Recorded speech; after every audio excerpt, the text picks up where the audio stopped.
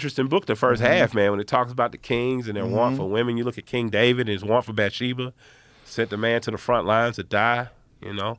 And it's been throughout history. People have been involved in those kind of situations.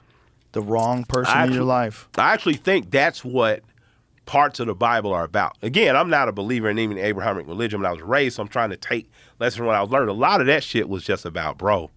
Yeah. It gets crazy, bro. You know what I'm saying? It gets crazy. That's what their version of it gets crazy, bro. It gets crazy, bro. Yeah. You know, think about what you're doing. Lessons to learn. Yeah, be careful what you ask for, bro. You wanted her, bro. Yeah. You know, your first child is going to die with her, you know. It's like, God damn, bro. You know, but you get an amazingly talented kid out of her, too. You get to redeem it all, but God's going to let you feel it a little. How much would you pay to have been there when they first started writing that stuff down? Like, try to figure out, what did you know? Where are you getting these stories from? I just would have liked to inject, hey, man, can we make sure Africa, we could talk more about the black folks. You know, that's all I would have just been like. Yeah, how come it's not in there? Yeah, like, bro, like, come on, bro. Like, we were there. Like, not only there, you know Ethiopia, Somalia, Kenya, all this shit once was just Nubia, even before it was called Egypt. Like, it's like, come on, bro. Like a lot of this shit is based on, like, why do the Ten Commandments sound eerily like these affirmations from Egypt? Like, what? You know, I would have said, but man, I gotta just say, man, to Western society, propaganda, man, y'all have mastered this shit. Whoever the fuck, you know what I'm saying? When the church decided, blacks and Jewish people, man, they're like animals, you can enslave them, and Ferdinand and Isabella was like, fuck it, let's run this shit. Y'all propaganda campaign been mean, man.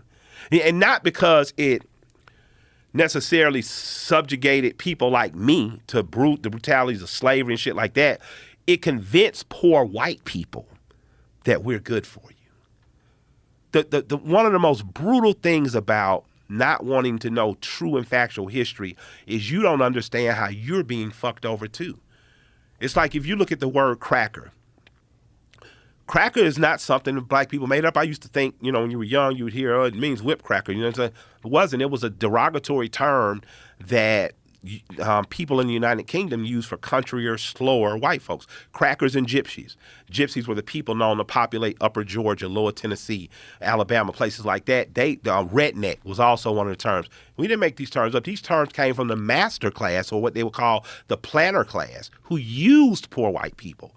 And when too many, Tim Wise talked about this, when too many poor white people and black people who were seen as equals at one point kind of united and had a few rebellions, they were like, no, we got to put an end to this shit. So I would just say, man, I wish that whoever was writing the Bible or remixing it would have put a little more commonality in there so you wouldn't get all this weird, funky division, and the masters still kind of rule us all, Well, it's still always the people that are in charge that are disseminating that information initially. And they always have some sort of an interest in framing it in a way that suits them the best. Like, even in the foundation of the country, all men are created equal. Yeah. So what they had to do to justify that is to say that black men are 3/5 of a man. So they're literally putting it into the way they structure the country. And there was an economic incentive to do it, Yes. And that doesn't make it right, but it helps my community understand that the shit's about money and why they did it. But why did the church do it? It's just so you got to think about that though. Before we get to America, and I guess the church, the Catholic Church at one point says, we can go ahead and tell everybody all human beings are equal. Let's stop bullshit. But instead they choose to say Jews and black people are different. And Ferdinand and Isabella and Portugal and said, well, fuck it, it's on. And the transatlantic slave trade starts. So my thing is getting back to why was the Bible written like that, gets back to, so why would the church allow that? And then you get to ask, well, if the church allowed that, then why aren't they included in there? And beyond who's the bad guy, what empires in Africa are we not talking about? What kings have we not talked about? What great and glorious? Because the Greeks looked at Africans like they were gods. Yes. They look at these motherfuckers. These are the illest motherfuckers on earth. Whoever was there during the construction of the pyramids has created the most insane structures the world's ever known. Count Volney says, and they made him retract it, but he said of ruins of empires, he said, it is obvious to me that the people we now subjugate to slavery, these dark-haired, kinky-haired, these dark, kinky-haired people were once the rulers and builders. They put this shit here. He said that. He was an Orientalist, which were people who were sent out of their countries to, you know, to go study Asia, Eastern African shit. This motherfucker standing there like, the motherfuckers that built this shit, somehow we've subjugated slavery. And when people say, you know, if you were smart enough to do that, how could you be made a slave? Genghis Khan wasn't particularly smart. He was violent and brutal. And a lot of times the people who won have been the most violent and brutal. Well, Genghis Khan was both, but yeah, he was both violent, brutal, and very intelligent. But just intelligent from a military way? Yes. Okay. Tactically. No, but I'm talking beyond military. Like, what did he build? Oh, there was no building. But that's what I'm saying. But it was just figuring out how to destroy empires. Yeah, but that's what I'm saying. That's not the same though. It's building an empire. Yeah. You get what I'm saying? No, it's definitely not the same. Yeah, it doesn't. You know, I know some gang leaders that are comparable to war generals, right? But the question becomes, who are the people that are going to build the next empire? Right. And I think that's where the danger in the old world of when the church was really government, the church conspiring with warlords for certain things to be destroyed so they can then come and assume control of.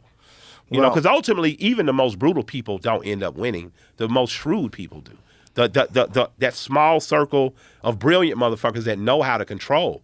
Like, you know, beyond Genghis, who were his advisors? Who profited most from it? You know what I'm saying? Oh, he was famous for capturing armies and incorporating their generals. Yeah, he would, you know, and if someone tried to surrender, he would just kill them because he would say, "Well, what are you going to do with me? Like, why would I do that?" Oh shit! So they would say, "I've surrendered. I'm coming to you," and he'd go, "Oh, really? Well, I'm going to fucking kill you because you have no loyalty, you piece of shit." Oh wow! But he would take over with certain generals and he would bring them in and just accept them. He was completely open to any religion. He goes, I don't give a fuck. He was brilliant for that. What your religion is. He was brilliant for that. You could be whatever you want. We're here to fuck people up. Yeah. Okay. And fuck, because apparently he left a lot of descendants. Oh my God. Yeah, they were like, one of us amounts. three has Genghis Khan blood in our body. Apparently, it's something crazy like that. We've talked about